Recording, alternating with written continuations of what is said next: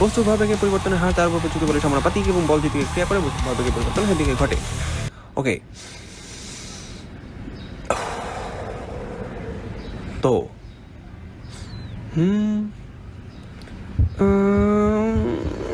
আবার বলে গেছি। এই সূত্র মুখস্থ হয় না কেন? সবগুলাই খেয়ে ফেলতেছি। নিউটন স্যার ডেফিনেটলি আমাকে শত্রু হবে, তা না হলে আমার একটা সূত্র মুখস্থ হয় না। তিনি দিয়ে গেছেন তিনটা। এই যে এই শব্দ সেই আপেলের, এইটা দুনিয়াতে পড়ার পর থেকে এইসব সূত্র আসা শুরু হয়েছে। এই কিউরিওসিটি, এই একটা কাজ করো তো, এই আপেল আমার মাথায় মারো। নিউটন স্যারের মাথায় আপেল পড়ছে, তিনি বিজ্ঞানী হয়ে গেছে। আমার মাথায় আপেল মারো, আমিও বিজ্ঞানী হয়ে যাই।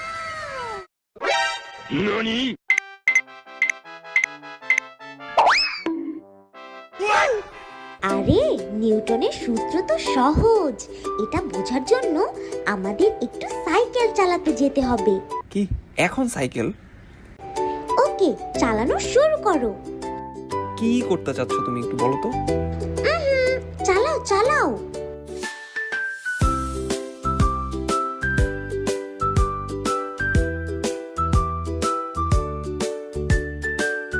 নিউটনের প্রথম সূত্র বোঝা শেষ। কখন বুঝলাম? দেখো, সবকিছুই নিজের মতো থাকতে চায়, যেভাবে মন চায়। যেমন তুমি সারাদিন ঘুমাতে চাও, এই নিজের মতো থাকতে চাওয়াটা হলো জড়তা। সাইকেলও একটা জড়তা ছিল, ও নিজের মতো স্থির ছিল, কিন্তু তুমি এসে এটাকে চালানো শুরু করলে। আবার সাইকেলটা যখন চলছিল তখন তুমি এটাকে থামিয়ে দিলে, অর্থাৎ তুমি ব্রেক না করলে সাইকেলটা চলতেই থাকতো। আবার তুমি চালানো শুরু না করলে এটা স্থিরই থাকতো। আর এটাই হলো নিউটনের প্রথম সূত্র। কি জানি, এখন তো এত কঠিন লাগছে না। আর বাকিগুলো? বাকিগুলো সহজ। তুমি যখন স্থির সাইকেলটা চালানো শুরু করলে, তোমাকে তো একটা বল প্রয়োগ করতে হলো, এটাই সূত্র। F=ma, অর্থাৎ যতটুকু বল প্রয়োগ করবে তোমার সাইকেল স্পিড ততই বেশি হবে। বইয়ের ভাষায় বললে ভরবেগের পরিবর্তন ততই বেশি হবে। সিম্পল। আর 3 নাম্বারটাও তো সবচেয়ে সহজ। এটা ছোট আছে, এইটা আমি পারি। তাই নাকি? তাহলে আমাকে বোঝাও। আমি তো শুধু মুখস্থ করছি, কিছু বুঝি নাই।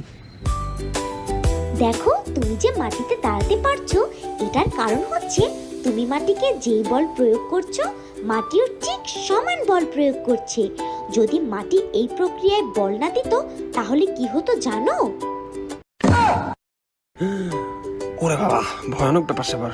এখন তো বুঝলে, যতটুকু ক্রিয়া বল থাকবে সেটার বিপরীতে একটা প্রক্রিয়া বলও থাকবে। আর এই আপেল মাথায় না মেরে নিজে খাও, কাজে দিবে।